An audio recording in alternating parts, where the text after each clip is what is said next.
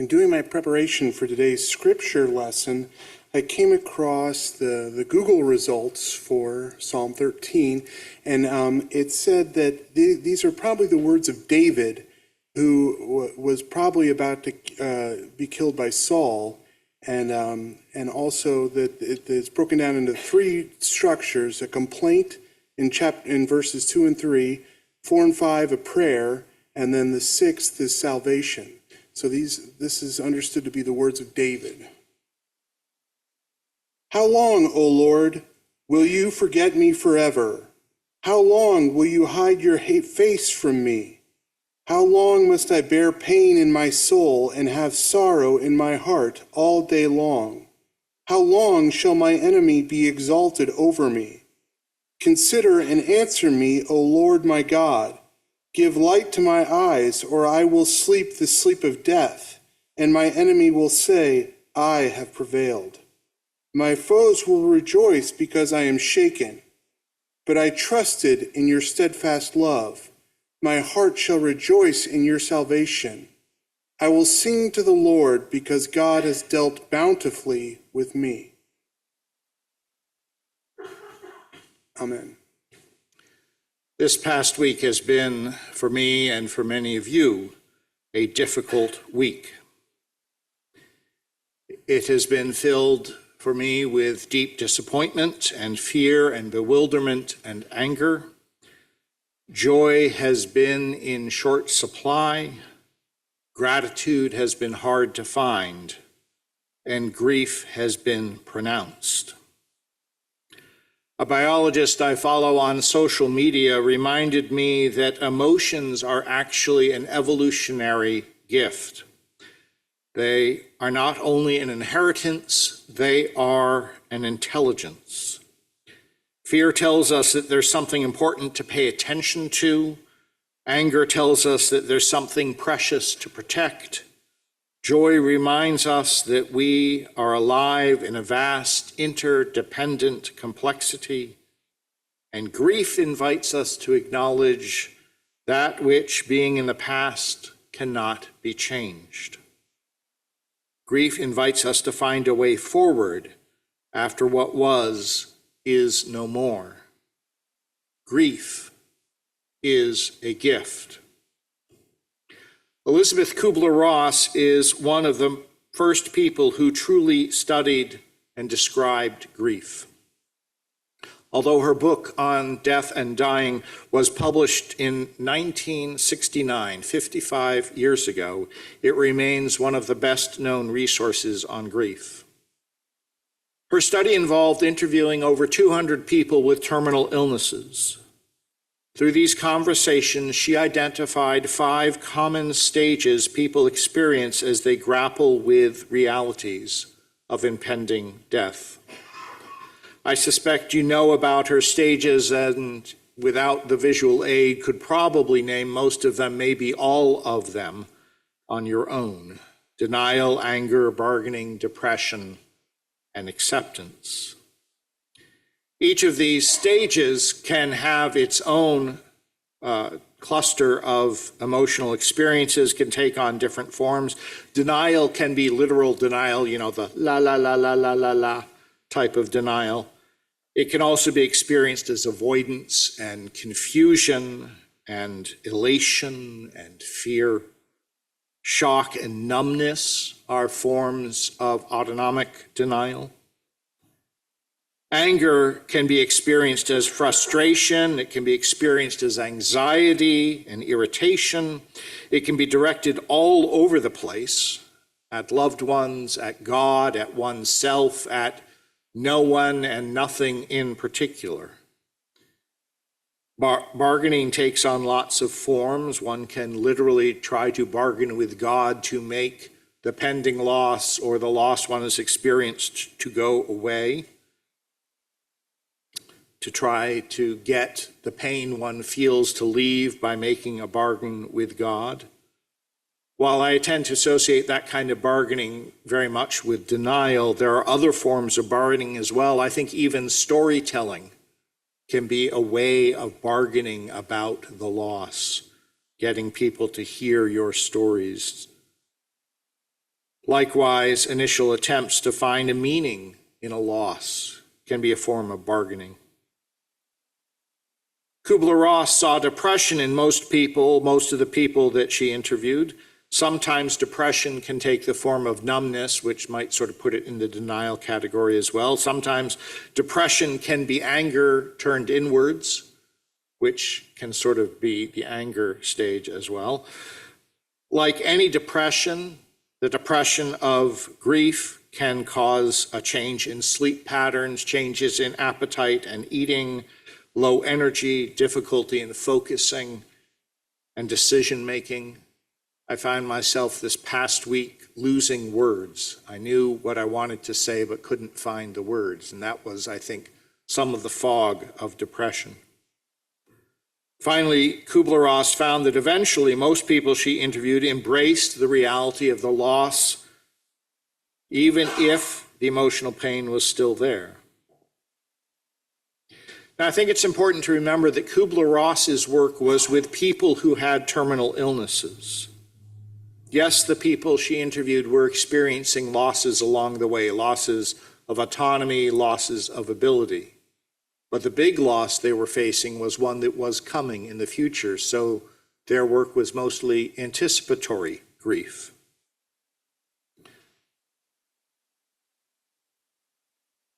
Thus, the grief, I said that was largely anticipatory. When they died, the people they left behind also experienced grief because they had lost a loved one to death. People have built on Kübler-Ross's work and found that people experience a similar set of emotions as they grieve a loss that has happened. Many researchers have added additional stages. Some have identified 7 stages. This model adds shock and testing to the list that Kübler-Ross has. This model adds shock and guilt. This model does a big reshuffling of Kübler-Ross's stuff and comes up with 9 different stages. This one has 20 stages. My big problem with all of these is the use of the word stages. It makes it seem as if grief is supposed to be linear. You do stage 1, then stage 2, then stage 3, stage 4, stage 5. And if you do it right, you'll come out all okay. And that is not my experience of grief at all. I like this graphic. It is much closer to my own experience with grief and the griefs that I have shared with other people. Rather than stages, I like the word components. Grieving has these components. Whether you're talking about the 20 refined components of this model or the 5 components of Kübler-Ross's model, it has these components. And at any given moment, you can be anywhere in any one of those components, and the other ones are silent, and the next moment you're in a different component, experiencing a different component of grief. My mom died 36 years ago. I've done a lot of grieving. And I reached the place of acceptance, what Kübler-Ross's 5th stage, decades ago. And I still feel anger from time to time, especially if I have experiencing a work of art and I want to talk to my mom about it. She was an artist, and I'm angry that she's not there to talk to me about it. And I have experienced sadness when I see a lady slipper. It was one of my mom's favorite flowers in New England, and I don't get to share it with her. When we talk about grief, we do tend to think most about death. That generally is the most profound grief we feel. In reality, any loss can cause grief. A friendship ending can cause grief. And the more intense the friendship was, the more intense the grief is going to be. We get a new job, and that's reason to celebrate. And the new job means we have to move. And so we leave a community behind. We lose a community. And so we celebrate and grieve simultaneously. You were sure that things were going to go a certain way, and they didn't this week. And so you grieve the loss of certainty.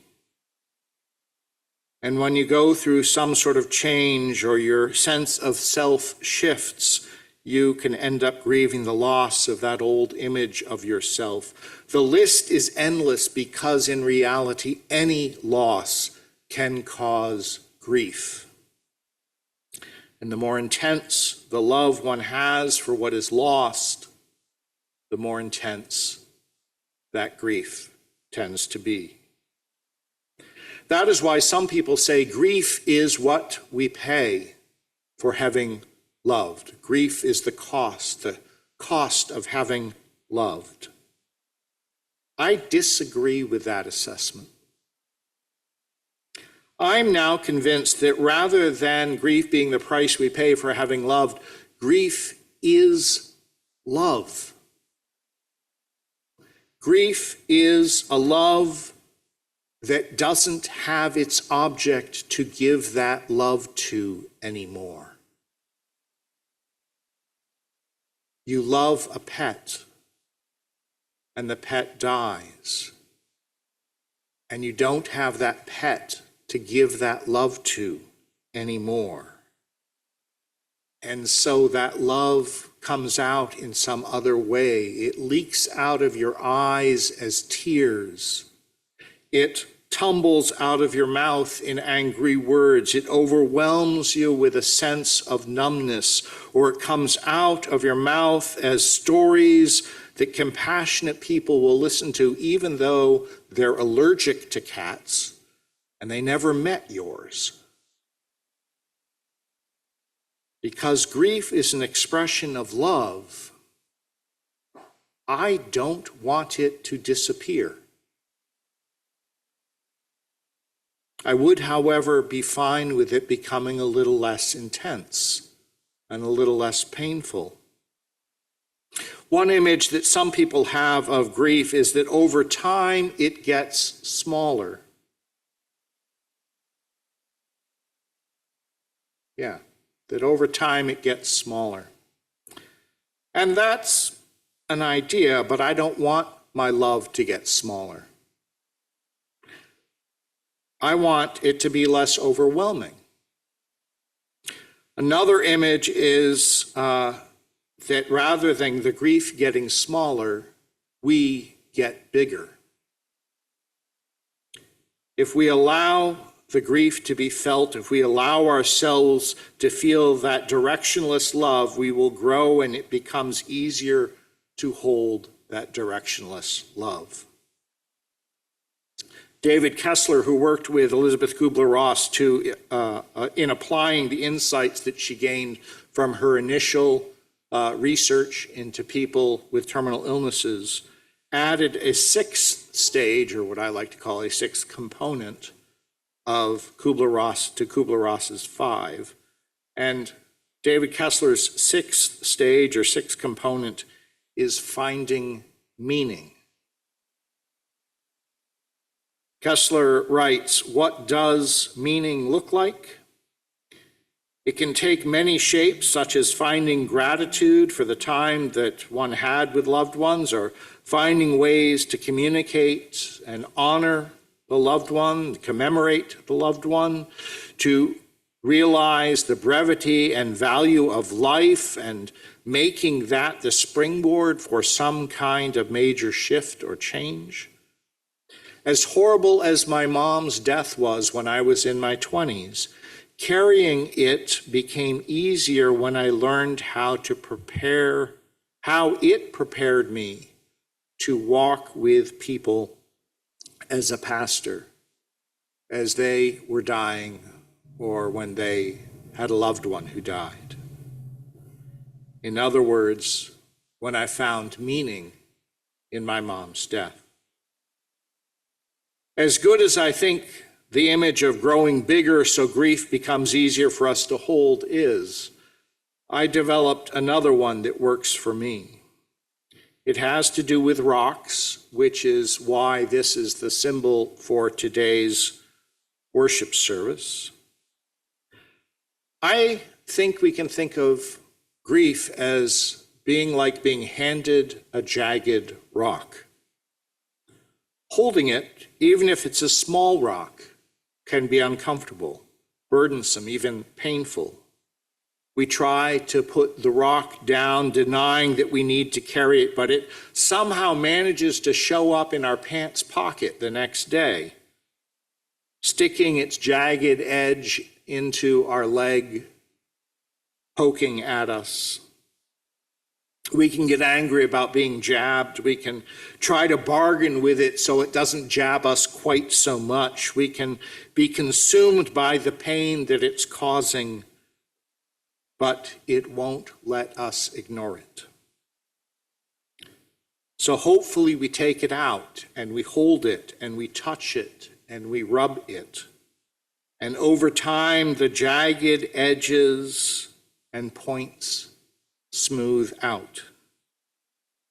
We accept it and hold it and recognize it as love, and it becomes more comfortable to carry.